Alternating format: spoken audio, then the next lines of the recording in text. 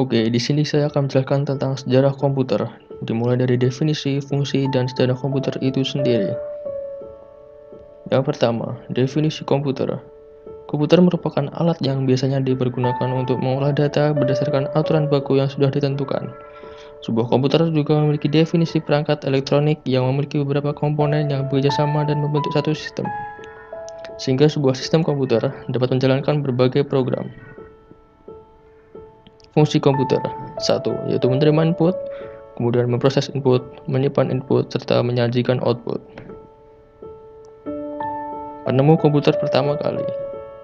Penemu komputer pertama adalah Charles Babbage, dikenal dunia sebagai salah satu penemu sejarah komputer pertama kali, yang telah banyak memberikan karya pada kehidupan manusia sampai sekarang ini.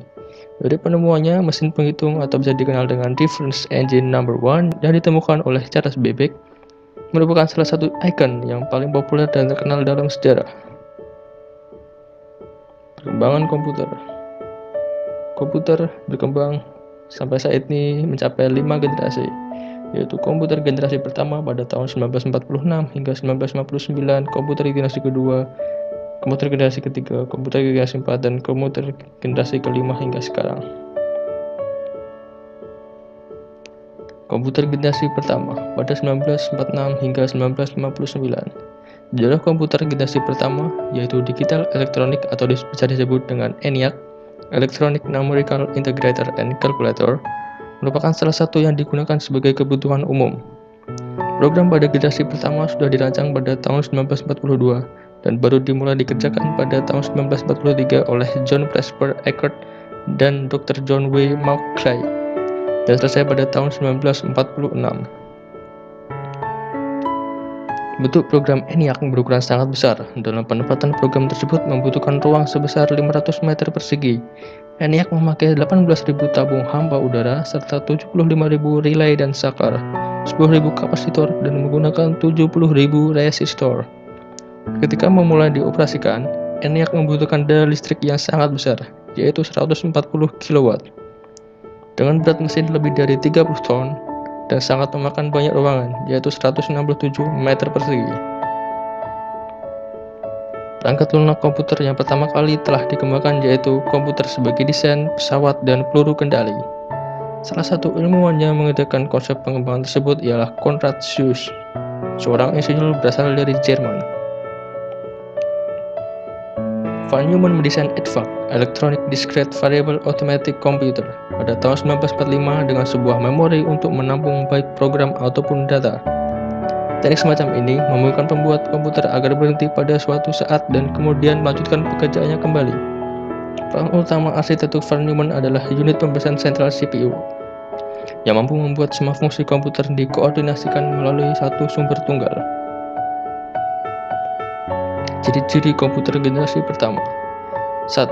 Ukuran fisik hardware komputer yang lebih besar memerlukan ruang yang sangat luas. Kedua, instruksi operasi dibuat secara spesifik untuk tugas tertentu. 3. Programnya hanya bisa dibuat menggunakan bahasa mesin. 4. Komputer mempunyai silinder magnetik untuk menyimpan data. 5. Membutuhkan daya listrik yang sangat besar. 6. Suhunya cepat panas sehingga diperlukan pendingin. 7. Daya simpannya kecil. 8. Prosesnya kurang cepat. 9. Sirkuitnya menggunakan tabung hampa. Penggunaan tabung hampa tersebut yang membuat ukuran komputer pada masa tersebut berukuran sangat besar.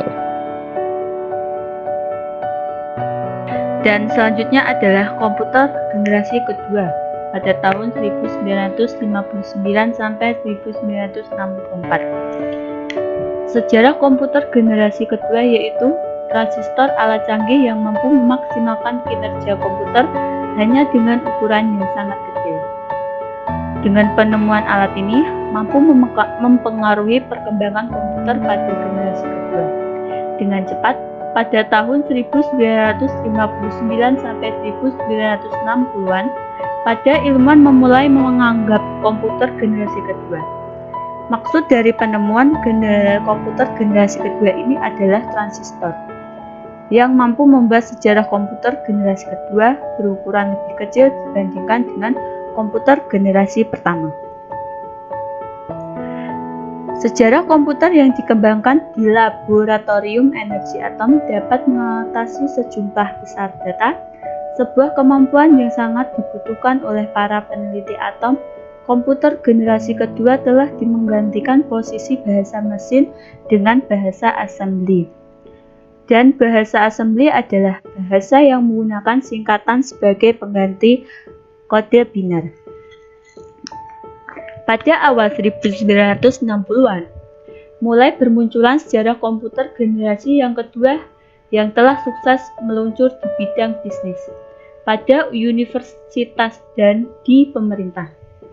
Komputer generasi kedua ini komputer yang sepenuhnya telah menggunakan transistor dan juga mempunyai komponen yang dapat digabungkan dengan komputer pada saat ini seperti printer, penyimpanan dalam disket, memori, sistem operasi, dan program.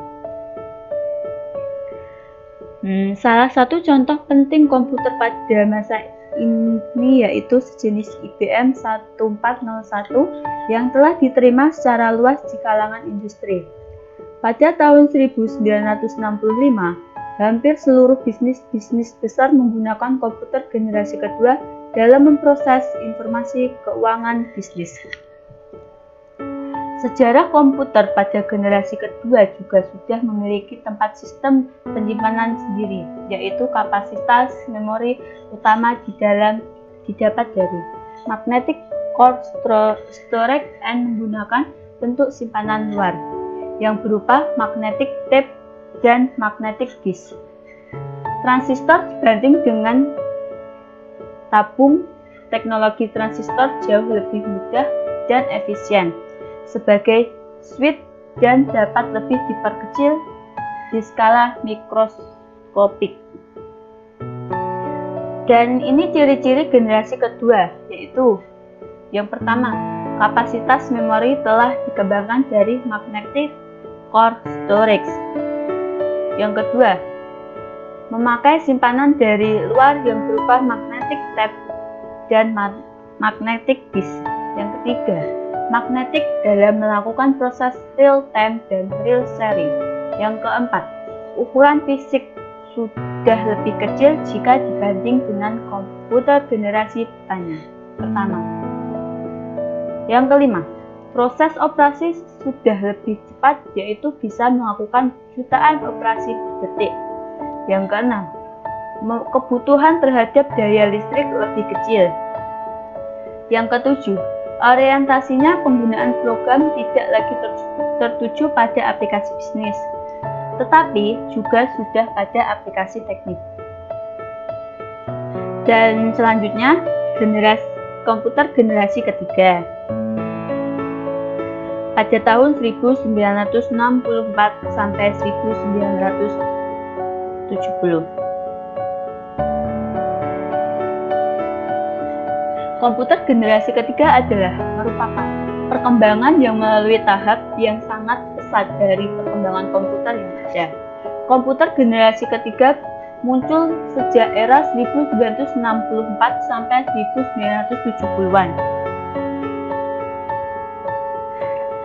Dalam penggunaan pada generasi ketiga ini, transistor menjadi kinerja komputer lebih cepat panas, sehingga merupakan komputer generasi kedua mulai ditinggalkan.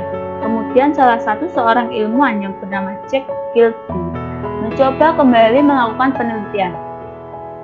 Kemudian pada tahun 1958, dia telah menciptakan komponen yang lebih canggih dibandingkan dengan transistor yang membuat komputer cepat panas. Penemuannya yaitu IC atau Integrated Circuit Chip kecil yang mampu mengumpulkan dan menampung banyak komponen menjadi satu. Pada generasi ketiga ini, sejarah komputer teknologi integrated circuit menjadi salah satu ciri utama karena mulai familiar dan banyak digunakan pada sebuah perangkat komputer hingga generasi sekarang. IC dibuat pertama kali oleh seorang bernama Texas Instruments dan Fairchild Semiconductor pada tahun 1959. yang berisi hanya 6 transistor saja. Ciri-ciri komputer generasi ketiga meliputi yang pertama, penggunaan listrik yang lebih hemat. Yang kedua, peningkatan dari sisi software. Yang ketiga, harganya semakin murah. Yang keempat, kapasitas memori lebih besar dan dapat menyimpan ratusan ribu karakter atau sebelumnya hanya puluhan ribu. Yang kelima, karena telah menggunakan IC, maka kinerja komputer menjadi lebih cepat dan cepat. 6. Kecepatannya hampir 10.000 kali lebih cepat daripada komputer generasi pertama. Yang ketujuh, kemampuan melakukan multiprocessing dan multitasking. 8. Telah menggunakan terminal visual display dan dapat mengeluarkan suara. 9. Kemampuan melakukan komunikasi dengan komputer lain. Yang keempat, komputer generasi keempat pada tahun 1979 sampai 2000-an. Komputer generasi keempat adalah regenerasi dari generasi ketiga. Perbedaan bahwa IC pada komputer generasi 4 lebih kompleks dan terintegrasi dibandingkan dengan generasi sebelumnya, yaitu generasi ketiga. Pada generasi keempat, komputer sudah mulai menggunakan chip IC, kemudian baru mulai dikembangkan lagi oleh perusahaan Very Large Scale Integration untuk mencoba mengerjakan pengembangan tersebut sejak pada tahun 1990-an. Dan hasilnya, satu chip tunggal mampu menampung ribuan komponen. Sejak tahun 1970, muncul dua perkembangan yang dianggap sebagai komputer generasi 4. Yang pertama, penggunaan Large Scale Integration atau LSI yang bisa disebut dengan nama Dipolar Large Scale Integration. LSI merupakan sekumpulan pemadapan beribu-ribu IC yang dijadikan satu padu, sebuah keping IC yang bisa kita sebut dengan nama chip.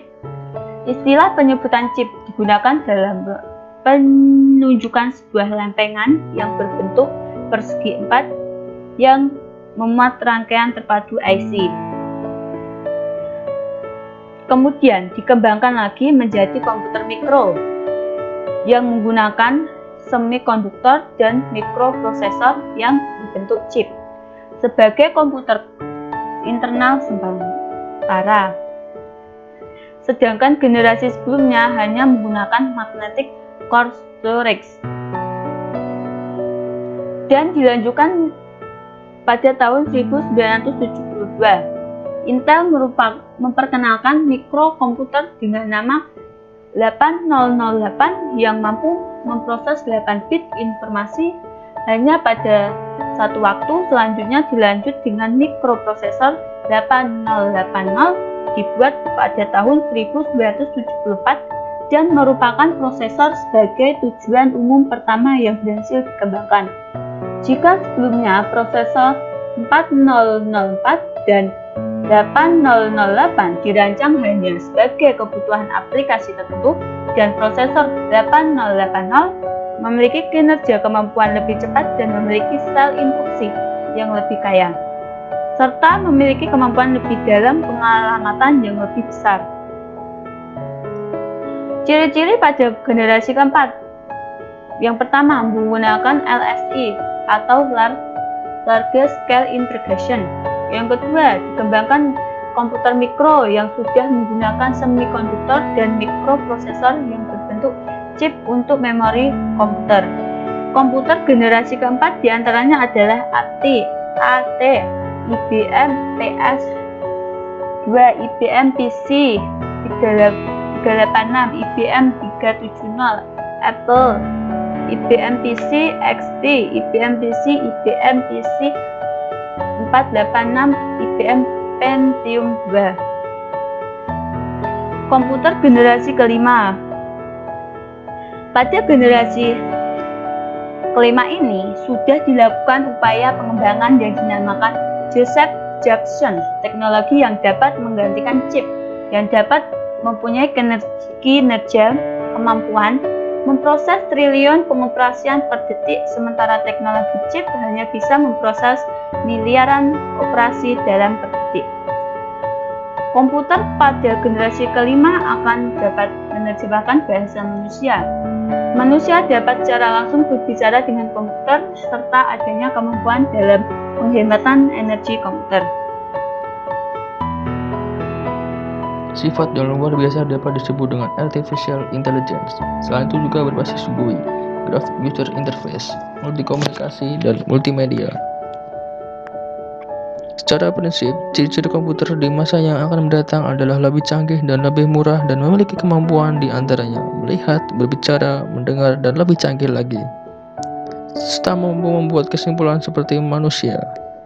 Ini berarti komputer generasi kelima memiliki kecerdasan buatan yang mendekati kemampuan dan perilaku manusia. Kelebihan lainnya lagi, kecerdasan untuk memprediksi sebuah kejadian yang akan terjadi, bisa berkomunikasi langsung dengan manusia, dan bentuknya semakin kecil. Ciri-ciri komputer generasi kelima. 1. Masih menggunakan teknologi LSI, yang tentu saja memiliki banyak pengembangan. 2. Fitur-fitur yang semakin banyak. 3. Pemrosesan informasi yang jauh lebih cepat dan efisien. Inti perkembangan komputer dari generasi ke generasi. Pada generasi pertama, komputer menggunakan tabung vakum, kemudian berkembang menjadi transistor pada generasi kedua. Kemudian setelah itu, generasi ketiga, komputer menggunakan integrated circuit. Pada komputer generasi keempat, komputer menggunakan microchip.